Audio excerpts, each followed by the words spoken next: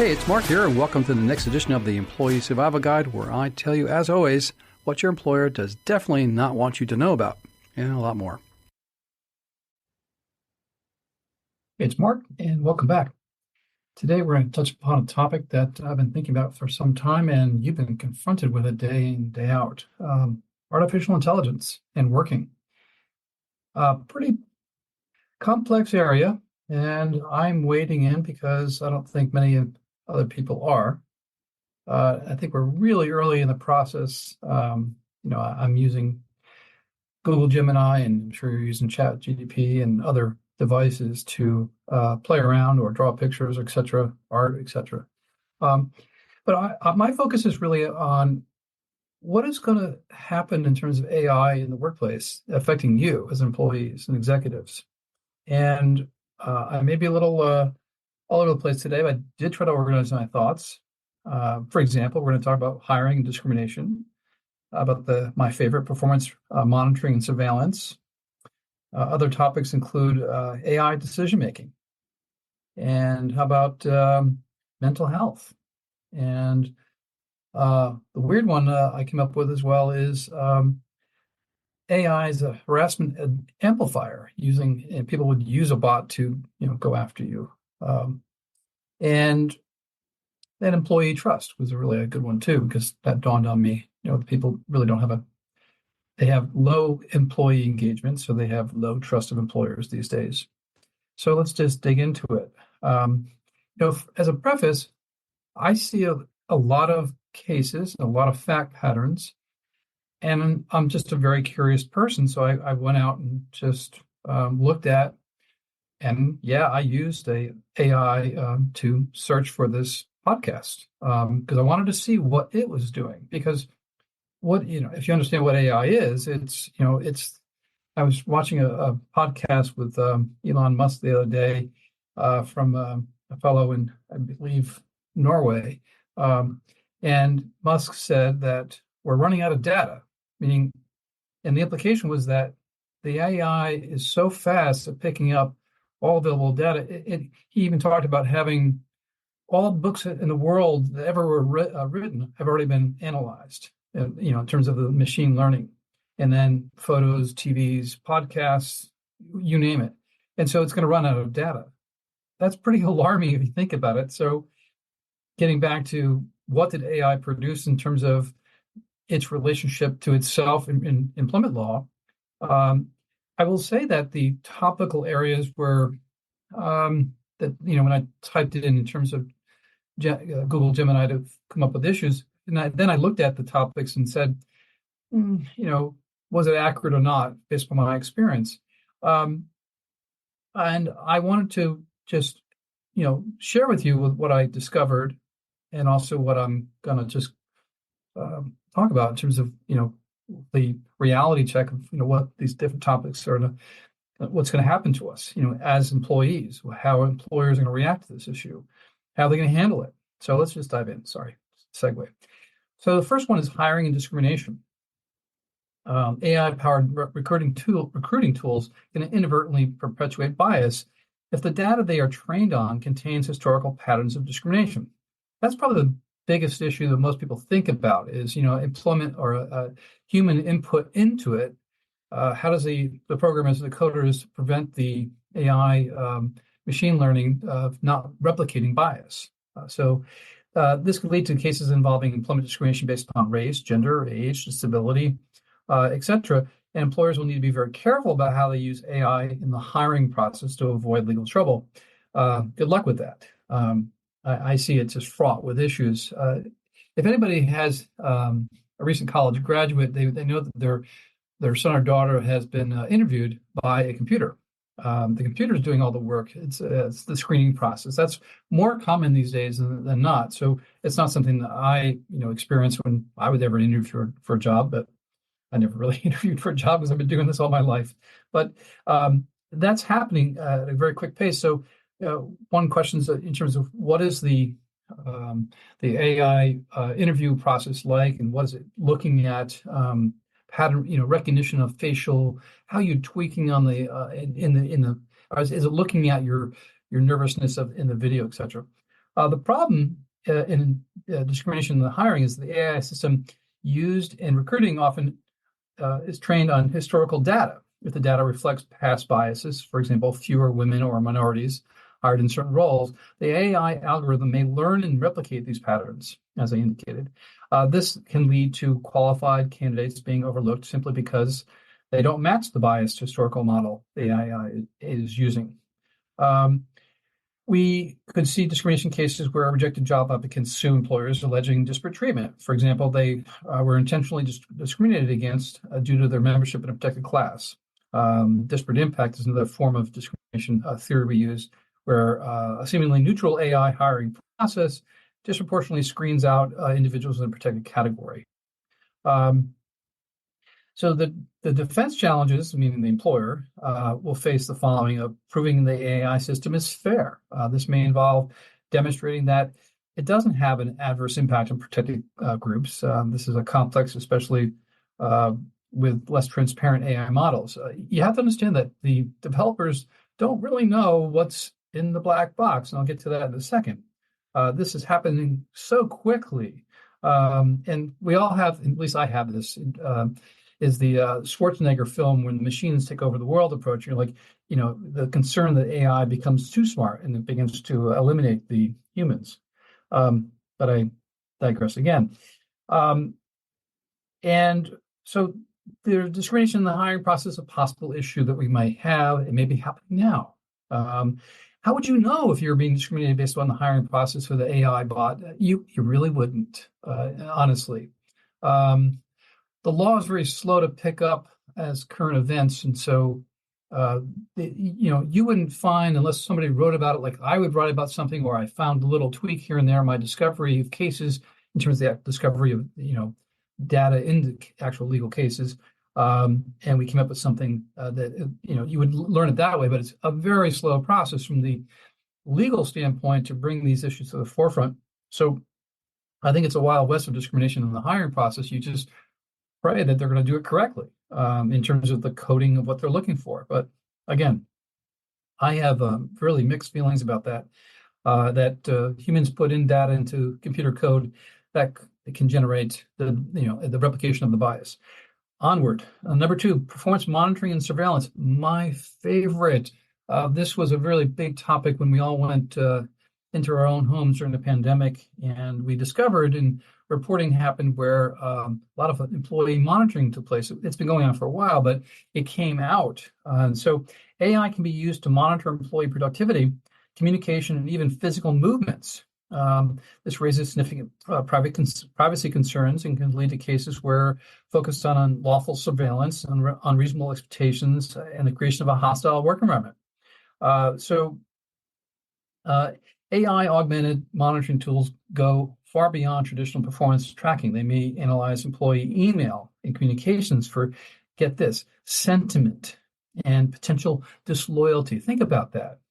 You're writing an email, everything you do at work, everything you touch, it can be analyzed in a millisecond by a computer to determine whether you're, loyal or whether you're something maybe is happening to maybe mental health. So employee monitoring is a huge concern here in terms of the AI issue. We don't know, and is the government regulating how companies use this the technology with employees? We know there are keystroke monitoring software. I always laughed at the one where you can buy a little device and move your mouse and make sure that it's the mouse is moving to trick the computer for detecting low productivity. But the facial expressions and body language on Zoom calls and things of that nature, all of that data, emails, Slack, text, visual from Zoom, all of that gets dumped into the data because the AI bots are so hungry for more information. And you can just think about the insidious nature of what it's looking for. Even your physical location, where you are. Some people want to work remotely from wherever these days, and maybe that comes into play. Types of cases we're looking at in terms of this aspect of performance monitoring and surveillance. You get obviously the invasion of privacy issue. Employees may argue unreasonably intrusive surveillance violates the right to privacy in the workplace. I agree, because We had this issue come up when we all went to Zoom during the pandemic. There was other things happening in the household around us that we could see. Forget the cat, the pet, etc. But it was like conversations between spouses, family matters, serious issues. So, how far is the reach and breach that the employer can go to monitor people is really a serious question. Um, I always argued that the issue when you had remote working and employee monitoring is that you have this issue of violation of trust. We have these little things on our computers, laptops. We can turn off the screen, but can you really turn off the microphone? And it's not likely. And I'm going to give you a warning. If you have a computer device from your work, shut it down if you want some privacy, because leaving it open is like letting Alexa listen to your conversations with your spouse. Remembering it's there and remembering they can listen in on everything you're doing. So I don't mean to scare you, but it's reality. And by the way, if you got something as an ad targeting you after listening to or working or talking in front of Alexa, it's no joke. It's actually doing that. It's listening to you and it's spinning back advertising to you. It's not an irony. Next issue, data protection violations. Collection of and storage of vast quantities of employee data by AI systems will raise issues regarding data protection laws like the GDPR. And I apologize, I didn't look at the acronym, but the issue here is I thought about health concerns issue. What if the AI is working on through the laptop and listening to you have a conversation about your cancer diagnosis you didn't tell anybody at work? Where does HIPAA come into play there? How does the computer know to shut off and when it hears a medical issue like that? We're not being told anything. Is your employer telling you about what the constraints are going to be about, when it hears a medical issue happening across its devices? I mean, certainly they're not going to say, a screen come on and saying, sorry, Susan, but, you can't talk about that on this, in front of this computer because we have to observe your HIPAA rights. I mean, that's not going to happen. The employers are their own private governments. They do what they want in their own ways, and it's all secretive. And we, as employment lawyers, try to enforce the rights of people against employers because employers are terrible. They don't want to observe the ethics or morals of the issues. They claim that they do, but in reality, they're sitting there listening to you right now, listening to this podcast. How about that? Your own time at home. Third issue, gig work and independent contractor status. Let's take a quick break. Hey, it's Mark, and we have a new product for you. It's called the Employee Survival Guide, or employeesurvival.com. And it's a site that you can obtain PDF products that I've created myself. It's spending too many hours, way too many, researching and writing about, for example, the performance improvement plan or beating them. And the second one about negotiating severance negotiation agreements, two of the most important topics that we see in terms of the web traffic and podcast traffic we have. So check out employeesurvival.com and see if this can try to help you, and you don't need an attorney to use it. Thank you.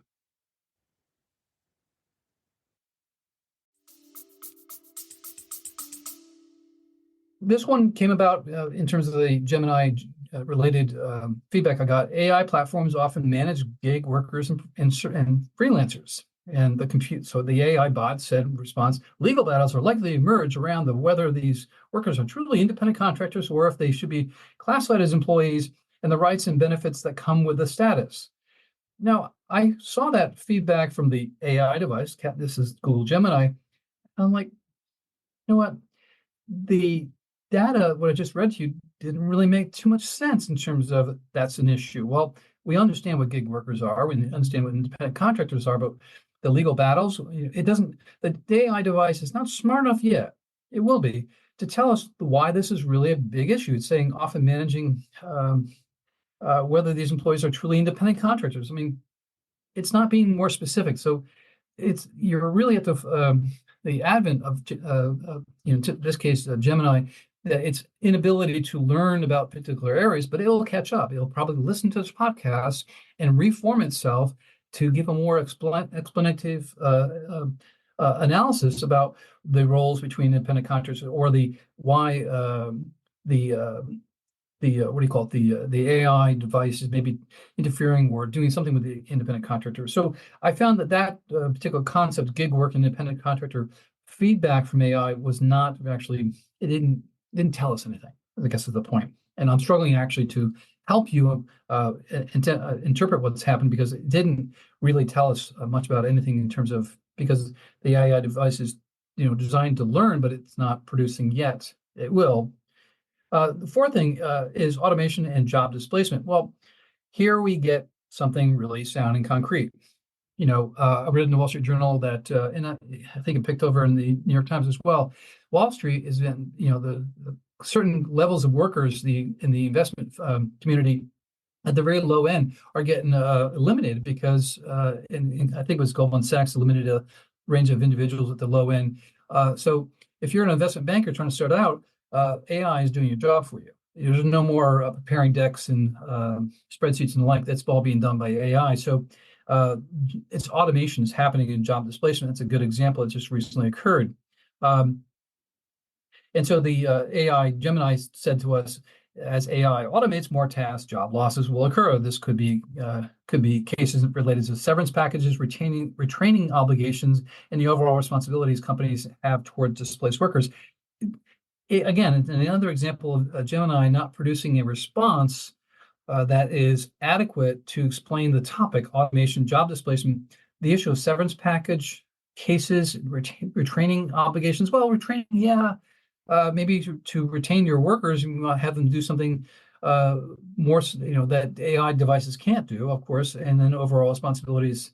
As I don't know what that, they didn't really explain it. So another example that AI gets it wrong, or at least doesn't provide enough explanation. So I included these because they were just they just kind of stuck out as being nonsensical sometimes in terms of what their explanation. The next one is algorithmic decision making. Here we're talking about the coders, so the human people who code, and I'll tell you what the response was I got from Gemini. When AI systems make decisions about promotions, terminations, and disciplinary actions, there's the potential for bias and unfairness. Lawsuits may challenge the lack of a transparency in these AI systems, demanding explanations for the decisions that heavily affect employees. So I included this one because we all knew that the data in, data out, you can have bad data in, meaning the biased data by human individuals. And then next, think about this. The AI device is learning from a wide range of things. It's going to learn everything. It's going to learn what the Ku Klux Klan was. It's going to learn, I think that Google tried to change its AI device to do certain things and as a way to not offend people. But so the AI device is going to, the machine learning device is going to pick up and learn about biases in historical American history, world history, etc. And it's going to bring that into its algorithmic equations, and it's going to make decisions about your job. And are they going to get it right? Is it going to, is the employer going to be transparent about it? If the employer says we're convinced by Accenture or whomever to have AI in our workplace, and by the way, Accenture has a large team of people trying to promote AI in workplace. That's what they do as consultants. And so they, well, what about the actual box itself in terms of putting the code in and what is it learning and how you control for bias? And so the fear is being that the bias is being pumped into the algorithmic equation, and thus it's going to be impacting you adversely. Again, next one, number 6, AI decision making or AI driven decision making. Here we get into examples of performance evaluations or promotions or disciplinary actions and terminations. And think about this in all honesty. It's very important. Companies love to automate things, and so you're probably experiencing an automated performance evaluation. Your managers, maybe creating something of an input, and then you're getting a question back from a AI device, and you're having to feed into it, and it's going to analyze the time it takes for you to do it. It's going to analyze your pattern of communication, what you say, the language you use, and what it can potentially mean. It'll interpret that. And then it'll assess other aspects. Performance reviews can include now your emails and your work on various products. And if you received a performance improvement plan, or a negative performance review, and where it goes into various line items where the accusation of poor performance because you need improvement, it's going to put various facts in. Well, now we're going to see that the AI device is going to grab from your available work product, you as the employee, and then from your 360 review by your coworkers. Remember those? Yeah, they still happen too. And that's all be fed into the performance evaluation. And the AI device is going to, help the manager rate you, but maybe it'll just rate you itself. That's pretty scary. And it's going to be pretty smart about it too, because it's looking at every piece of data you've ever created about your performance. And who's smarter right now in terms of your memory versus the computer? The computer is going to memorize every single email you wrote and every single deck you wrote, et cetera, and maybe have more data than you. That's scary. It means that you have to get on top of your game now, because it's starting now. I'm talking to you about it on a podcast, and concerns are performance evaluations are going to get more uglier.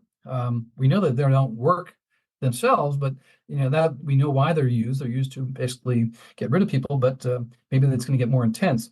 The next thing is promotions. What about AI system identifying candidates for advancement based on a wide range of factors, potentially including social media activity and personality assessments? I thought I included this one because we have different generations of people who put out social media. We have people who put out LinkedIn, and we have people who put out let's say YouTube or TikTok, or and at various ages, and people are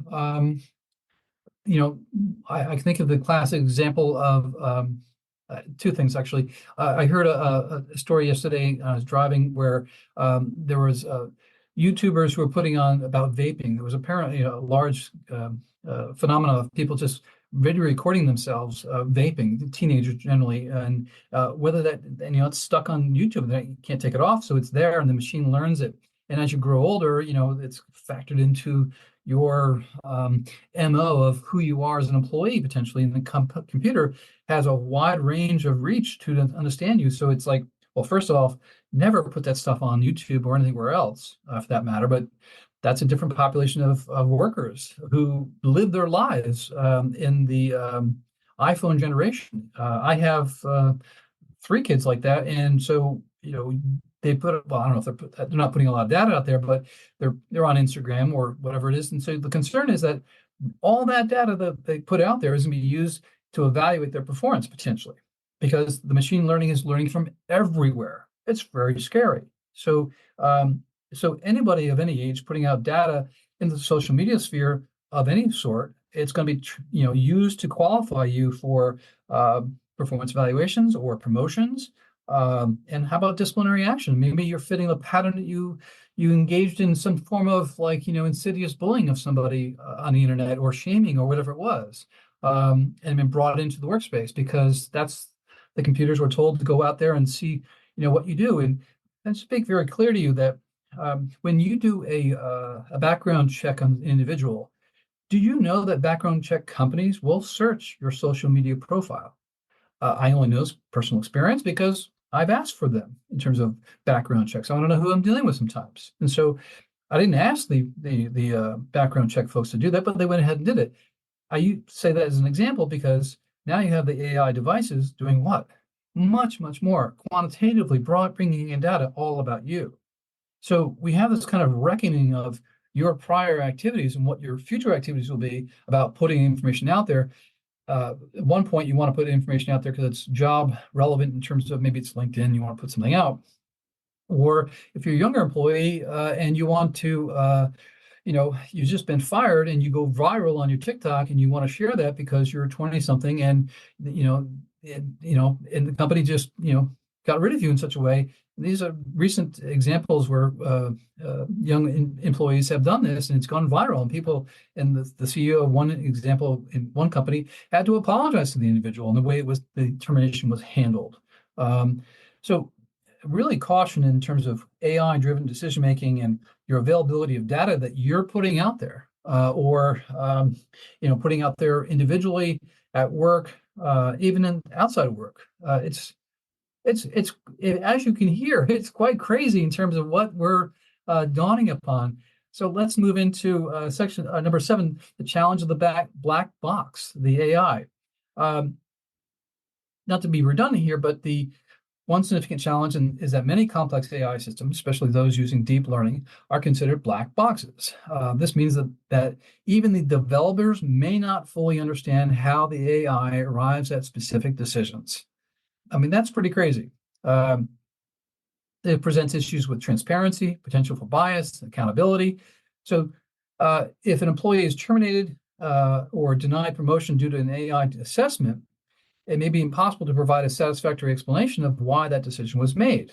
The lack of transparency goes against notions of fairness and due process. I pause here because employers are always going to try to create a defense about why someone was let go, and they're going to build a case.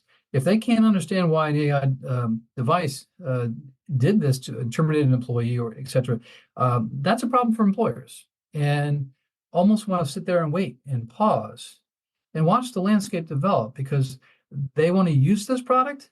They got to control the product, and they got to know what it's going to do. And you and I can sit here and watch as they screw up, because they're going to make these screw ups. And I'm going to bring these examples once they happen. So transparency is not something employers are going to want to do, because they're not transparent with you now, are they? No. And that's all I ever talk about, to raise your awareness. I'm being transparent because that's what I see it. Employers don't want to be transparent because that's not the way it works. They want you to be hidden. The very essence of this podcast is telling you what your employer does not want you to know, including this podcast. Okay, so transparency and AI are in conflict, but because employers have to justify their reactions to a court or why they made a decision, they can't tell a judge, Your Honor, the AI bot did it. Well, no. Mr. Employer, you got to explain it, because that's the law. So there's a conundrum there that they want it, and they want to use it, but it's going to get out of control very quickly. Transparency, I doubt it. Okay. The next one is very similar, potential for bias. Even if the AI developers themselves have no discriminatory intent, hidden biases in the training data, or even the very features of the AI selects for analysis, meaning historical data or current data, news, New York Times, Wall Street Journal, you name it. It may also lead to unfair outcomes. Detecting the bias within a black box system can be extremely difficult. I'm waiting for this one too. You're going to do some type of audit trail, some type of accountability to ensure that there's no bias there. I think it's just it's a black box for a good reason, because it's going to probably get a lot of employers in trouble. You'll have a lot of class actions. And I'll be looking for it because, who else should look for it? The federal government? Not likely. So it's up to you and I to police the situation. And why not? This is kind of the dawn of the employee era, where employee actually matters. And, employers realize they need employees instead of the other way around. They can just sit there and abuse them, which is changing. It's very slow, but so potential for bias is extremely important. Hidden bias, even though the employer and companies say we don't have it, and they're going to claim that there's no bias there. There's EEO employer, et cetera, equal employment opportunity employer, but it's going to be the Wild West to watch this develop. Now let's talk about something really important. Another topic: AI and workplace mental health, well-being. This one popped up, and I said, I got to pause and just ruminate on this with you, so AI is poised to influence employees' mental health in positive and negative ways. And so the potential benefits are this: personalized support. Now, think about an AI-powered chatbots or apps could provide tailored advice on stress management to you. Early symptom recognition, saying, Susan, I think you might be exhibiting the patterns in the diagnosis of a current maybe major depression or anxiety, and it would something like that. So you think about that happening to you, and then assess resources that will be helpful to you. So that's positive. That sounds likely to happen, I think, right? But so it's monitoring how I'm talking with you right now and assessing, is Mark having some DSM-5 DSM-5 is the diagnostic statistical manual to assess, is there something about the way his tone and intonation about, he might be feeling kind of blue today, it's something of that nature you think about. But, the laptop's listening to you constantly. Proactive intervention. The AI could analyze communication patterns, as I just described, behavioral data to identify employees at risk of burnout or mental health decline, allowing for early intervention. Well, again, makes sense. I personally would never use that at my employees at work. That's something of their own personal privacy. But some employers may decide that this is a relevant area for them to create apps and help employees, like under an employee assistance umbrella. But again, pretty strange and unusual, but maybe we recognize it being a positive. The risk aspects are self-evident. So increased work pressure, AI systems setting productivity goals and monitoring employees' activity constantly could exacerbate stress and anxiety. I mean, who are you working for? You're not working for the man any longer or the woman. You're working for the bot. And the bot doesn't have this consciousness about you about, oh, I think Mark's looks a little overworked right now. His tasks and timing is actually slowing down. Maybe we should give him a break or something like that. Think about the, I'm sure it does exist at Amazon, the warehouse. I mean, the package fillers are, they're working constantly, and there's lawsuits about this issue, and people are burning out and describing this warehouse as a very difficult place to work. But yet you and I both need our packages at our doorstep. And it's amazing that it happens every day. But someone there in that pipeline of logistics is probably experiencing some level of stress and being monitored by it. Why wouldn't Amazon do that? Of course they would. So increased work pressure. How about emotional surveillance? Employers may deploy AI tools for sentiment analysis of emails. I've been discussing that, facial expressions, monitoring, worker emotional status, and raise serious ethical and privacy concerns. I mean, folks, when you step into the workplace, you have some privacy, and it's related to your HIPAA and when you go to the bathroom. Other than that, you got no privacy. And employers basically run the place like a private government, like I tell you. So, emotional surveillance, I mean, that's basically stepping over the line. And, our employer is going to do this I have examples in performance reviews where the manager doesn't really identify fact issues, examples, but goes after the subtleties of how you reacted or spoke or interacted with your team. You know what I'm talking about. You've seen and heard about this.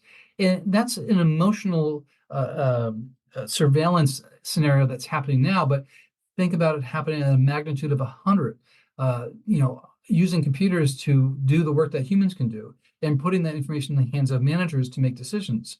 I personally know of a case in MetLife. I did a podcast years ago, and it was the woman had been was working remotely. I think it was during the pandemic, and they told her she had a negative performance review.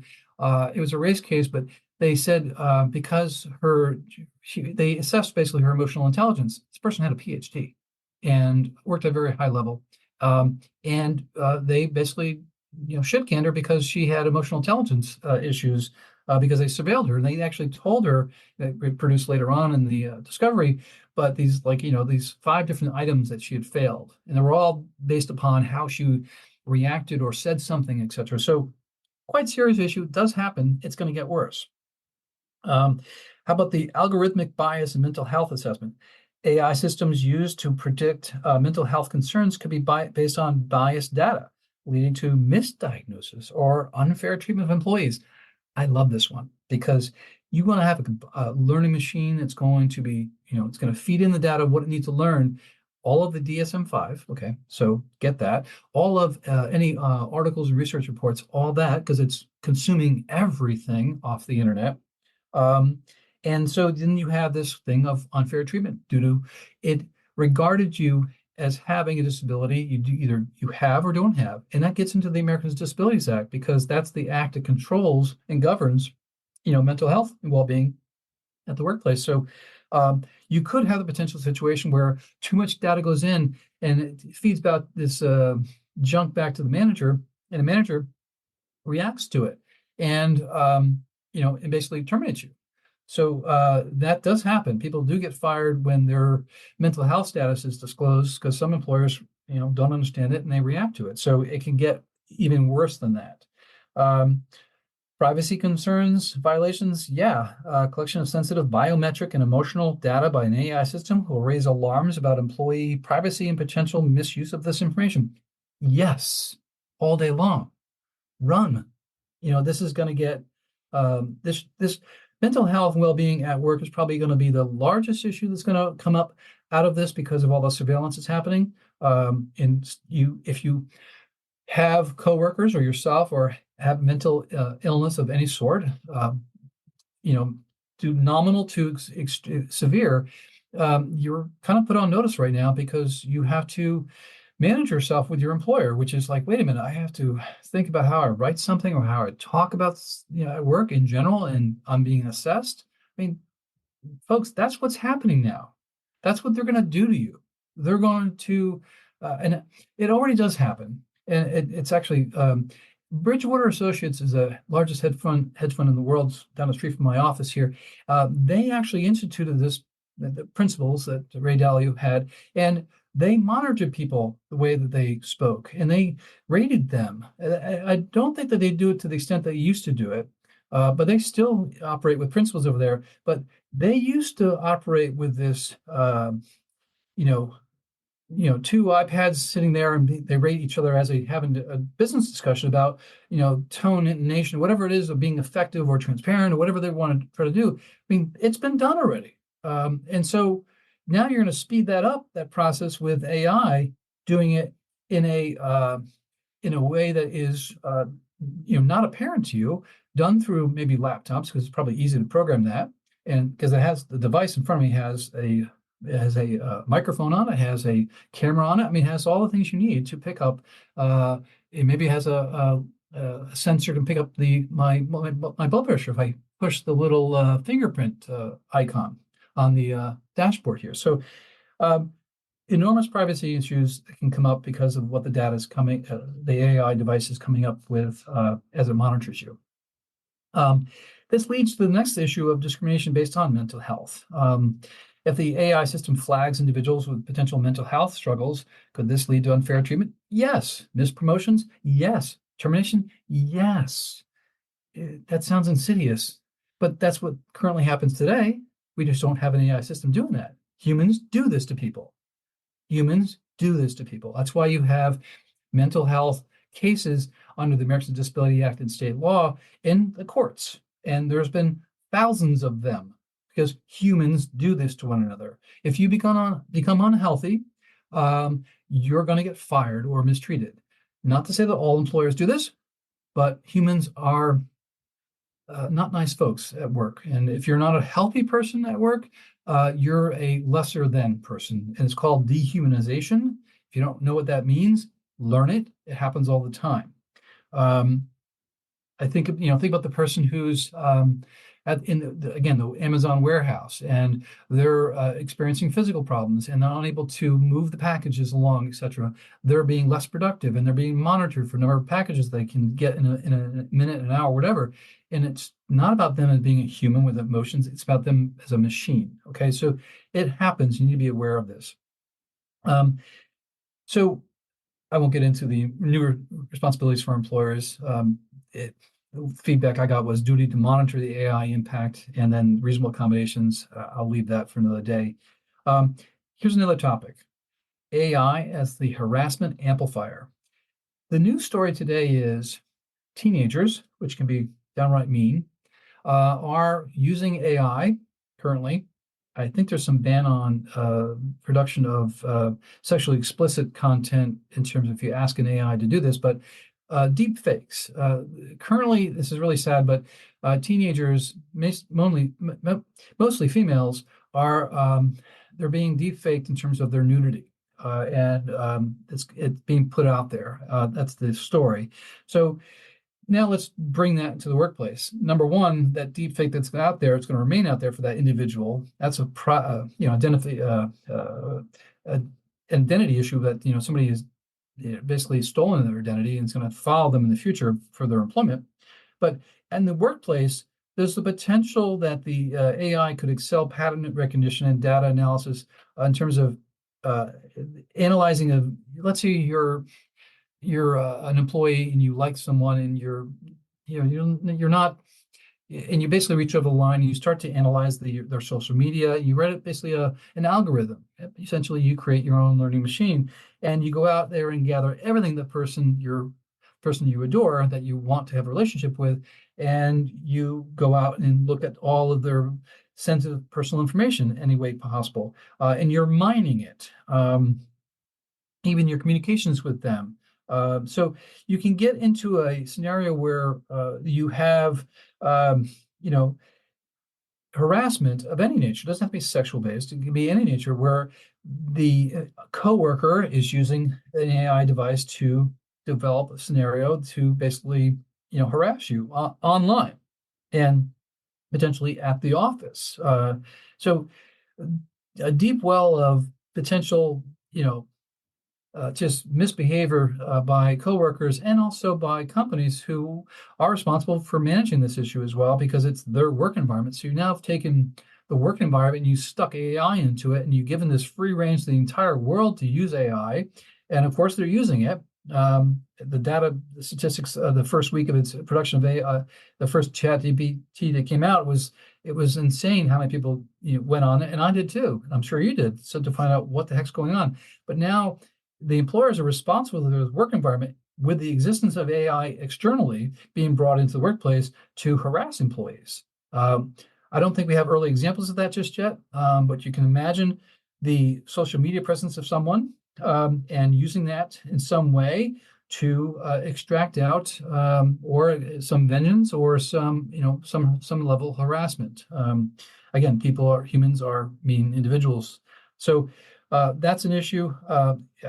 You could have the deep fake issue happening to a coworker at work. It's possible because you can tell a device to do that, and it will.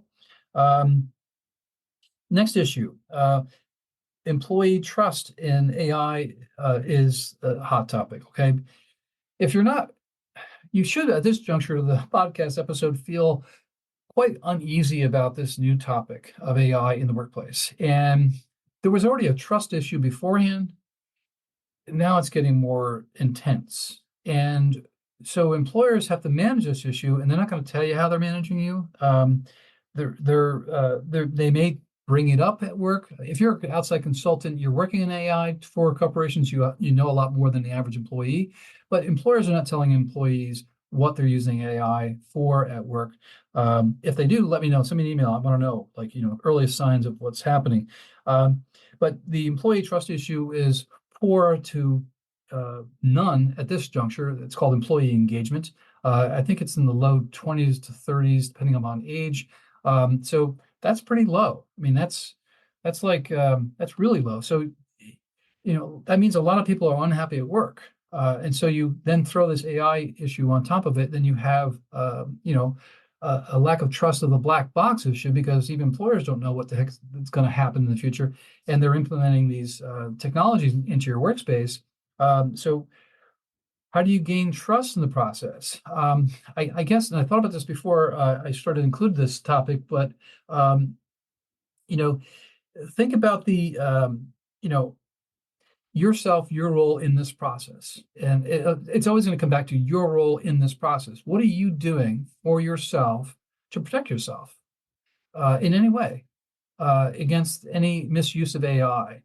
So we can think about basic examples. I can close my machine down, turn the little screen thing off. I can turn the machine off, the laptop, whatever, and I got some privacy at home. And I go about this lifestyle to ensure that in a safe, private space from my employer.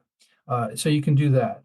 The next thing you can probably think about is, your professionalism when you're working at work. Obviously, you don't want to be baited into an argument by anybody or raise your voice. You want to avoid that stuff. It's pretty commonplace.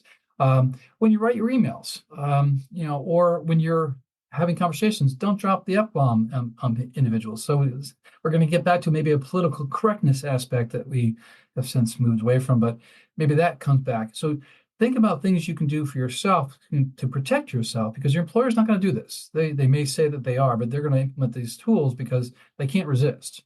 And they're being sold this technology by consultants. Okay, so it's at a scale you don't understand. It's going to overtake the workplace, and so in order to control AI, you can control how it interacts with you by making choices and being aware and observant of what's happening around you.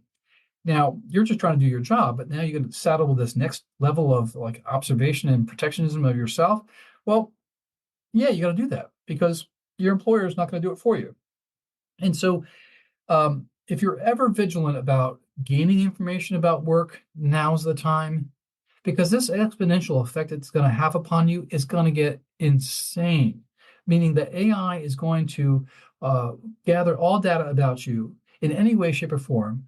And we're talking current active data on projects you're working on, whatever it is that's feeding into their system, it's watching you. And that's crazy. And you have to just be vigilant about, what your boundaries are, what you're saying in such a way, and turn things off when your work-related devices off. People have phones. I mean, that's a work-related device. And what do you do with it? Do you put it into some type of safe that you can't hear? Do you turn it off? We don't turn it off, but we should. So I just prompting you to think about all these things that are coming to mind as I'm talking with you about this that are just quite serious and insane. And I don't want to trust employers to do the right thing. So the aspects of eroding trust employees about AI is topical issues like the black box problem I just talked about. They're opaque. You don't understand them. Employers don't understand them. Big problem. Fear of job loss because the AI device is going to eradicate, investment banking early stage jobs that people get out of college. And so job loss, so fear of job loss, even at, let's say you're in your 50s and you already have fear of job loss already because you're going to age out at your prime earning years. But now the AI device is going to maybe, take some of your job responsibilities away. You should see that on the march in terms of before it happens to you. Likewise, you should see that your job responsibilities, some of them are given to younger workers. Usually that's a telltale sign that you're being, led to the pasture. Privacy concerns, extensive workplace monitoring, as I discussed, big issue, perceived bias that we talked about. So you already have a lack of trust, low employee engagement. Employers still trying to figure this stupid thing out. Just type in the phrase employee engagement, okay, in a Google search, and you'll see what I mean. You can't get past maybe, 10 pages of Google if you want to, what pages are there anymore, but they're all consultants who are out there trying to pitch this thing called employee engagement. It's just everywhere. So you'll find nothing in terms of employee engagement helping employees, meaning this podcast helping you. You won't find that topic. You'll find employers and consultants pushing their information out there, doing a lot of SEO to push employee engagement like it meant something. But with an employee engagement at 30%, they're obviously not doing their job. They're making a lot of money, but they're not doing their job. So how do you build trust in the AI process that's now upon you, making things transparent and explainable to you? Well, that's not going to happen. Why would employers want to do that? The next topic is involving employees. I've been talking about that for a while. Involve employees in the performance review process, but they don't want to do that either. So no input from employees other than making a widget better. That's fine, but no involvement in the AI implementation process. Why would employers want to do that? Ethical and responsible AI. That's so new in terms of AI being so new. That's a topic that maybe policymakers will think about implementing. But try to type into an AI like Gemini and try to ask it for like anything of a sexual nature, a picture, an image. It won't do that. So there's some level of concern and holdback that maybe that the companies themselves are implementing this, or I have maybe look up on the policy making, maybe there's any new federal statute that's come out, but I don't know yet. So trust in the AI, I don't think there's going to be any employee trust for a long time. It's more going to be the opposite of, run for the hills, folks. This shit's happening to you in real time. It's like, but But the problem is, in my sincerest thoughts about this, is that no one is thinking about this. No employee is actively thinking about this is going to happen around them. That's the purpose of the podcast episode, because it's happening now. And I've only touched upon a small scale of what's happened to you. I gave you a large, in terms of overview, but it's already here. And so what are you going to do to protect yourself? I've said to you, some common concerns of just data privacy, et cetera. But, don't put your data out there. And I know you want to be social on social media, but it's going to come around to kick you in the ass hard, and it's going to affect your job. Employers don't care. They're just going to want to have this machine learn everything it possibly can, because it's doing that now. All right, so I won't talk any further. I think you got a hard taste of what we're seeing. I'll talk about more as I research further into this, but it's here, and it's going to come across in sideways manners, and it's going to affect you in your job. And I'll try to bring these things to light so you're aware of it. And I'm on the front lines because I'm concerned about it. And who else on the front line with me? The federal government and the courts. Somebody else on the front line with us? You. But we don't talk about you because they don't want to talk about you, the employee. But you're here because you're listening. And if you're pissed off, freaked out, whatever, because I'm bringing this to your attention, then good. And now you have more information to deal with to protect yourself. So with that, have a good week. I'll talk to you soon. Thank you. If you like the Employee Survival Guide, I'd really encourage you to leave a review. We try really hard to produce information to you that's informative, that's timely, that you can actually use and solve problems on your own and at your employment. So if you like to leave a review anywhere you listen to our podcast, please do so. And leave 5 stars, because anything less than 5 is really not as good, right? I'll keep it up. I'll keep the standards up. I'll keep the information flowing at you. If you'd like to send me an email and ask me a question, I'll actually review it and post it on there. You can send it to mcarey@capclaw.com. That's capclaw.com.